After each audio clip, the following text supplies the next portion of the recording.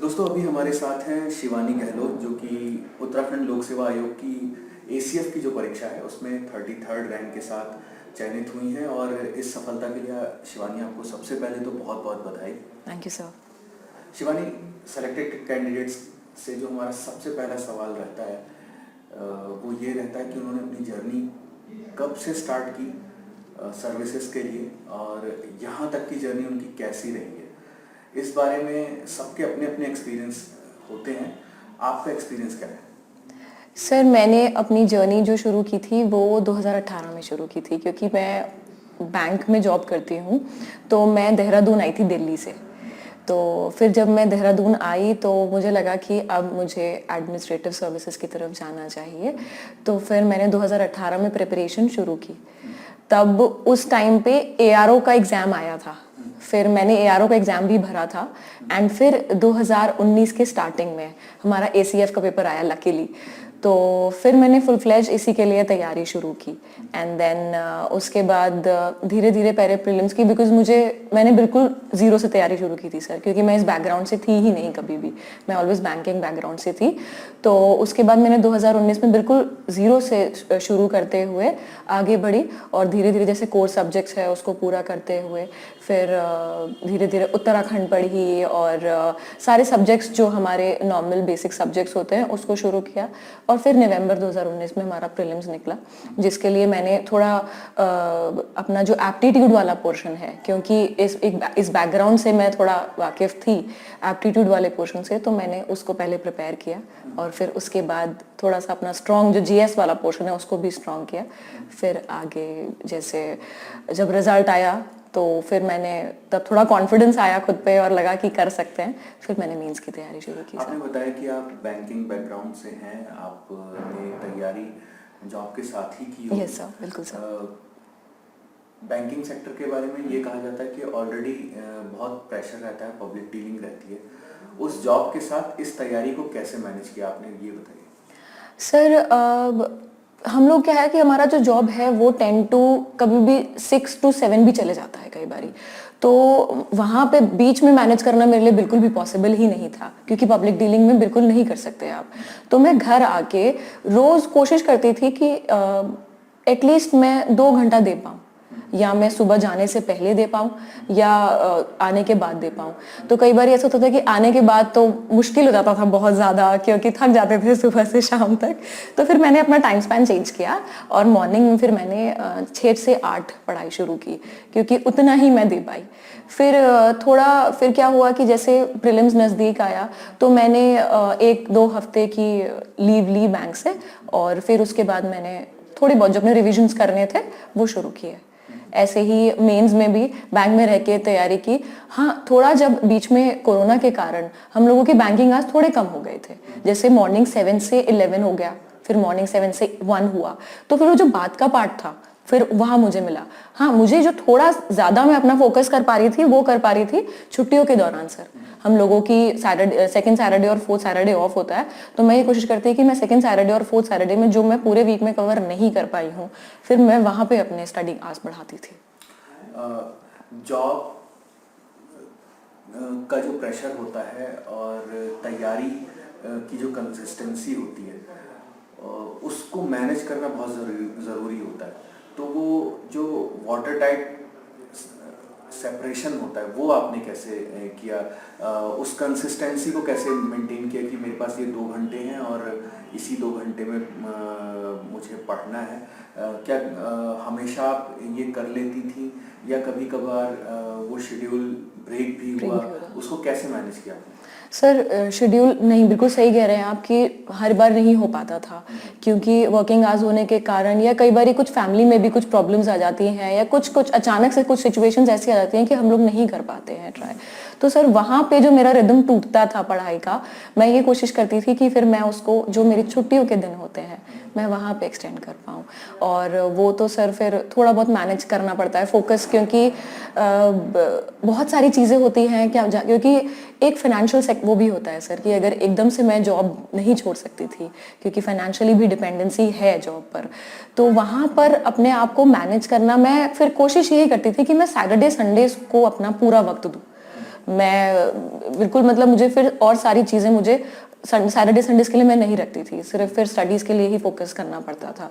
और बाकी उस दौरान क्योंकि मेरे लिए पूरा ऐसा पॉसिबल ही नहीं था कि मैं पूरा एक एक चीज़ को अच्छे से कर पाऊँ, तो पुराने साल के पेपर जो कि दूसरे स्टेट्स में हुए हैं, हमारे उत्तराखंड के FRO के और जो दूसरे एग्जाम्स हमारे UKPCS के हुए, उसका एनालिसिस करके पहले कुछ एरियाज ऐसे देखे गए कि जहाँ पे जो थोड़ा ज़्यादा फोकस मांगते हैं, थोड़ी ज़्यादा तैयारी मांगते हैं, और कुछ ऐसे एरियाज जो कम तैयारी में भी एक नॉर्मल जानकारी से भी हो सकते हैं। तो पहले उसको बाइफरकेट किया और फिर उसके हिसाब से तैयारी शुरू की मैंने। मेंस की आंसर राइटिंग की प्रैक्टिस की स्ट्रेटजी आपकी क्या थी और ऑप्शनल कैसे डिसाइड किया आपने? सर ऑप्शनल तो पहले मैं ये बताना चाहूँगी कि ऑप्शनल मुझे ये लगता था कि इन्वायरमेंट तो था कि ज्योग्राफी से रिलेटेड है, फिर मेरा दूसरा ऑप्शनल था जियोलॉजी।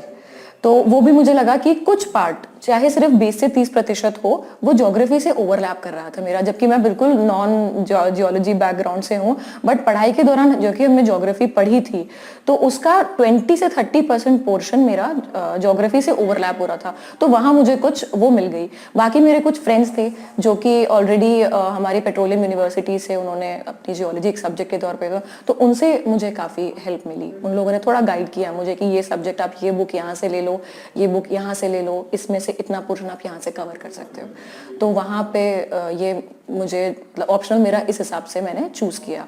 बाकी जो प्रिपरेशन की बात है सर, प्रिपरेशन में या इसके बेसिकली अगर मैं UKPCS और ACF की बात करूँ, तो इसके मेंस की प्रिपरेशन पे मैंने सिलेबस पे बहुत ध्यान दिया कि खासकर अगर ऑप्शनल की बात कही जाए, तो ऑप्शनल में जो सिलेबस में दिया गया था मैंने कोशिश की कि मैं उसी पे स्टिक करूँ, उसी का व्हाट, व्हाई और हाउ, ये तीनों चीज़ें मैंने तैयार करी।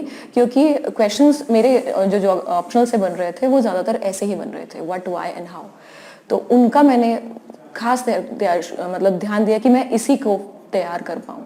और आंसर राइटिंग की प्रैक्टिस तो सर ये था कि मैंने जोर दिया थोड़ा अपने रिवीजन पे, क्योंकि अगर मेरा रिवीजन पक्का है तो मैं रिकॉल करना मेरे लिए आसान हो रहा था वहाँ पे, कि मैं रिकॉल कर पाऊँ और मैं वहाँ पे अपना आंसर लिख पाऊँ। कई बार अप्स एंड डाउन्स आते हैं, कई बार प्रेशर फील होता है, उसे आप कैसे मैनेज कर रही थी? आपका अपना तरीका क्या है जब पढ़ाई नहीं हो पाती है या सब्जेक्ट लगता है कि ये बहुत वास्ट है, ख़त्म हो पाएगा या नहीं हो पाएगा, मेंटल लेवल पर आप कैसे मैनेज करती हैं? सर मेंटल लेवल पे सर मैं एक पर्सनली तो मैं ये कहूँगी कि मैं मॉर्निंग में मेडिटेशन करती हूँ सर। जब मुझे लगता है कि थोड़ा ज़्यादा प्रेशर हो रहा है, मैं नहीं कर पा रही हूँ, तो मैं एकांत में थोड़ा देर बैठ के दिन भर में सिर्फ अगर 10 से 15 मिनट भी मैं खुद को दे पाऊँ तो मैं मेडिटेशन करती हूँ मॉर्निंग में। वो मेरे को बहुत ज़्यादा हेल्प करता था। बाकी कभी प्रेशर ऐसा फील होता था कि मैं क्योंकि ऐसा नहीं है कि बैंकिंग मुझे मतलब बुरी सब, ऐसा कुछ नहीं है कि बैंकिंग एक बुरा करियर है, एक बहुत अच्छा करियर है, ग्रोथ के बहुत चांसेस हैं यहाँ पे। बट जो कि मेरा था कि मुझे एडमिनिस्ट्रेटिव की तरफ करना है, तो जब वहाँ पे प्रेशर लगता था कि नहीं कर पा रही हूँ या कैसे होगा, तो वहाँ पे मैं अपनी फैमिली से कई बार बात करती थी, मदर फादर अपने ब्रदर से बात करती थी। तो वहाँ पे मेरा फोकस मतलब होता था कि चलो ठीक है, अब थोड़ा सा मेंटल क्लियर हुआ है। और कभी कभार मैं सर से भी मैंने बात की, सर भी काफ़ी मोटिवेट करते हैं, मैंने उनको भी काफ़ी बारी कॉल की है कि सर ऐसा हो रहा है, तो उन्होंने कहा, वो कभी काफ़ी हमेशा उन्होंने मुझे मोटिवेट ही किया है। और बस सर फिर कभी कभार हम लोग टॉपर्स की वीडियोस देख लेते हैं, तो वो देख के अच्छा ही लगता है कि ठीक है आगे ये होने वाला है शायद। तो ये था। समवेग के साथ इस पूरी जर्नी में आपका एक्सपीरियंस जो भी रहा वो कैसा रहा? सर समवेग के साथ मेरा एक्सपीरियंस रहा कि सर ने हमेशा ही, sir was always one call away. मतलब आपको कभी भी किसी भी तरीके की परेशानी हो रही है, चाहे वो आपके इंटरव्यू से रिलेटेड हो या आपके सब्जेक्ट से रिलेटेड हो, वो हमेशा एक कॉल अवे होते थे। और उनको मैंने कॉल करी तो हमेशा एक सोल्यूशन मिलता था मुझको।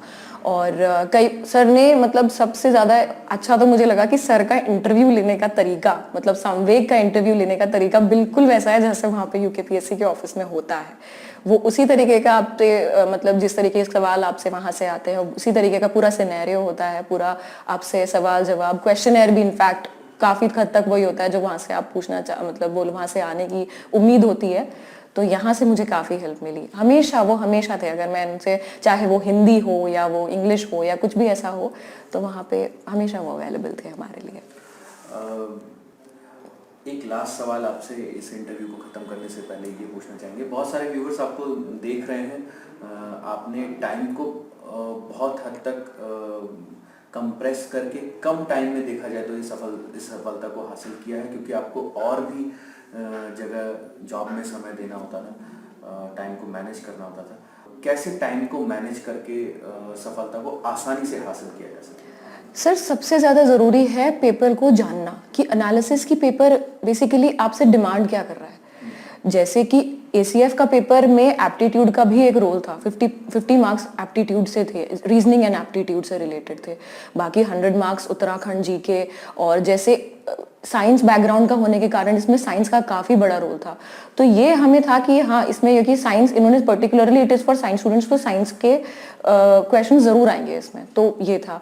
बाकी कोई भी एग्जाम होता है, चाहे जैसे यूकेपीएससी का रिलेटेड है, जैसे अपर पीसीएस है, लोअर पीसीएस है, सर वहाँ पे टारगेट बेस्ड स्टडीज, पुराने साल के पेपर का एनालिसिस हमें करना चाहिए, क्योंकि वो हमें बताते हैं कि क्या बेसिकली हमसे क्या पूछना चाहता है एग्जामिनर, और क्या क्वेश्चंस बन सकते हैं। इससे आपको एक बहुत ब्रॉडर पर्सपेक्टिव, बहुत ब्रॉडर आइडिया लग जाएगा कि हाँ ये क्वेश्चंस बन सकते हैं। तो जब आप एक एनालिसिस आप कर लेंगे पेपर का तैयारी से पहले, और फिर जब आप तैयारी शुरू करेंगे तो लगेगा, आपको पता चलेगा कि हाँ ये टॉपिक मैं अगर पढ़ रहा हूँ तो इसमें से ये क्वेश्चंस बन सकते हैं।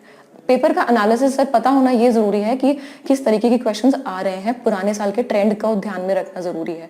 बाकी करंट अफेयर्स हैं वो आप साइड बाय साइड तैयारी साथ साथ करते रहें। रोज न्यूज़पेपर को, अगर आप न्यूज़पेपर पढ़ने का भी अगर आप, मेरे पास टाइम नहीं था तो मैं क्या कोशिश करती थी कि मैं जो आपकी वीडियोज होती हैं, ऑनलाइन वीडियोज आती हैं काफी सारी, जिसमें कि वो जिस्ट दे देते हैं, तो वो जिस्ट अगर एक बारी देख लेते हैं तो वो देखने से विजुअली हमारे दिमाग में कई बारी रह जाता है। तो प्रीलिम्स में तो ये होता है कि ऑप्शन सामने होता है तो एक बार आप टिक लगा सकते हैं, चाहे आपको याद एकदम एग्जैक्ट नाम याद भी ना आ रहा हो तो 4 ऑप्शंस में से आप एक बारी देख सकते हैं।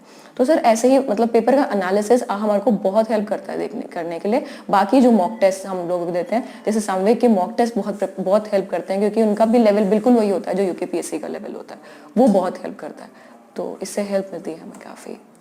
शिवानी, आपने उत्तराखंड लोक सेवा आयोग द्वारा एसीएफ की इस परीक्षा में बहुत ही अच्छी रैंक के साथ सफलता हासिल की है। इसके लिए हम आपको एक बार फिर से बधाई देना चाहेंगे, और संवेग आईएएस से बातचीत करने के लिए बहुत बहुत धन्यवाद। Thank you so much sir.